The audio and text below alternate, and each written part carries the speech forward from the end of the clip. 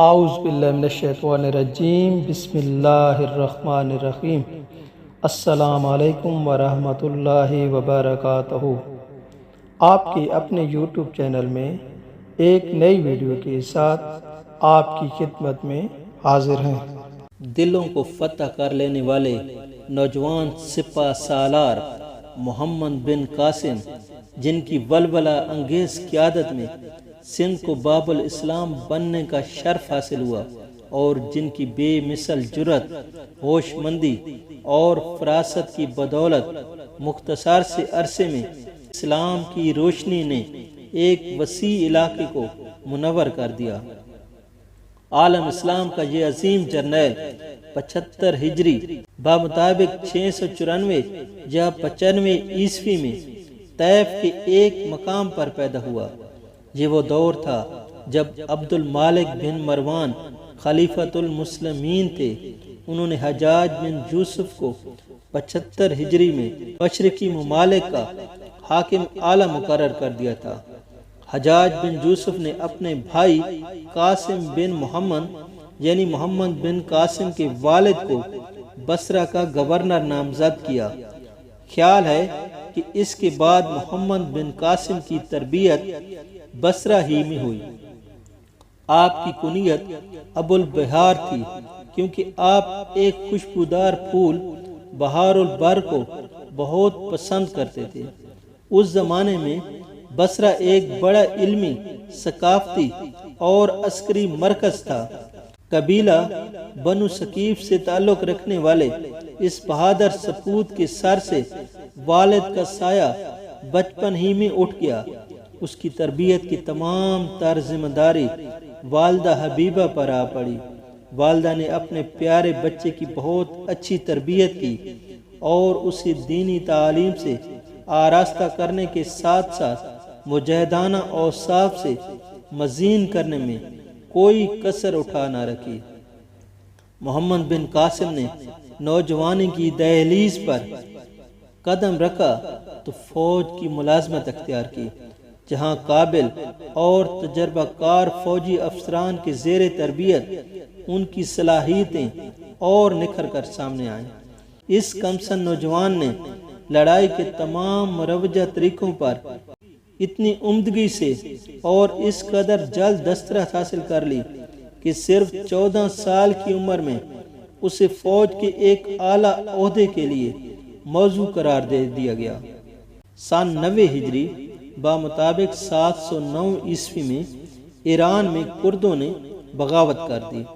حجاج بن یوسف نے باغی کردوں کے خلاف ایک فوج روانہ کرنے کا فیصلہ کیا، اور اس کی قیادت کے لیے اس کی نگاہ اپنے مرحوم بھائی قاسم کے بیٹے محمد پر پڑی، جن کی عمر گو کہ صرف 15 سال تھی، لیکن اچھی صحت اور بچپن ہی سے فنون حرب کی تعلیم حاصل کرنے کی وجہ سے وہ اپنی عمر سے کہیں بڑے دکھائی دیتے تھے۔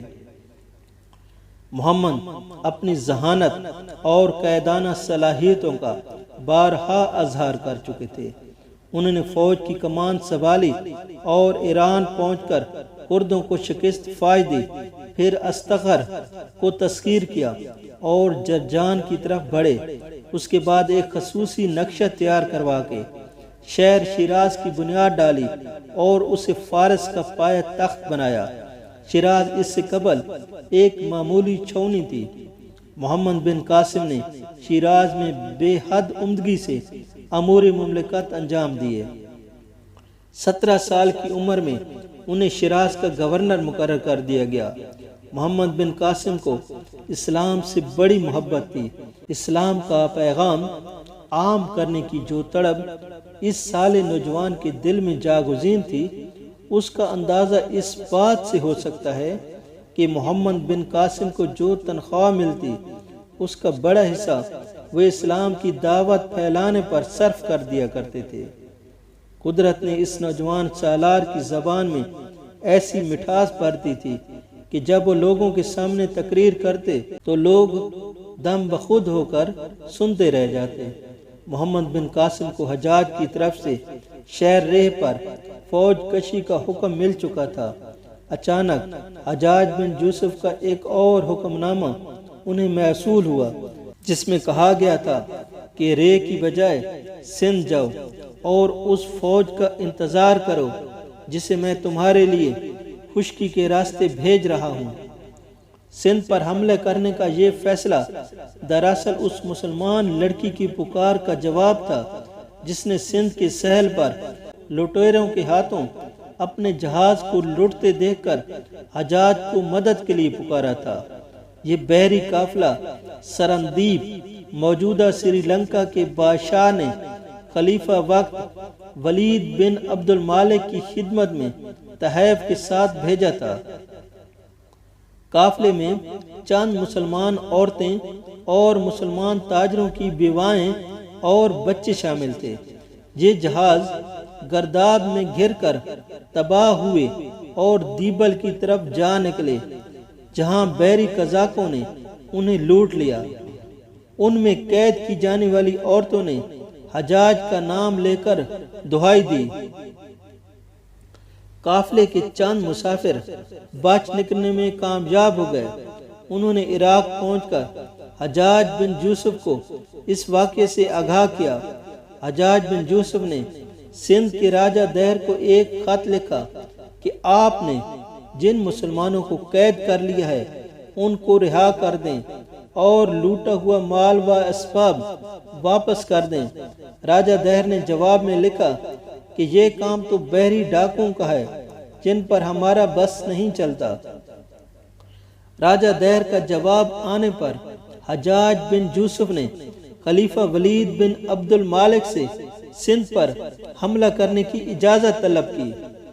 اجازت نہ ملی تو حجاج نے دوبارہ دمشق پیغام بھیجا کہ میرا خیال ہے کہ کثیر اخراجات کی وجہ سے سندھ پر حملے کی اجازت نہیں دی جا رہی ہے۔ میں وعدہ کرتا ہوں کہ جو رقم سرکاری خزانے سے صرف ہوگی اس سے دگنی رقم خزانے میں داخل کروں گا۔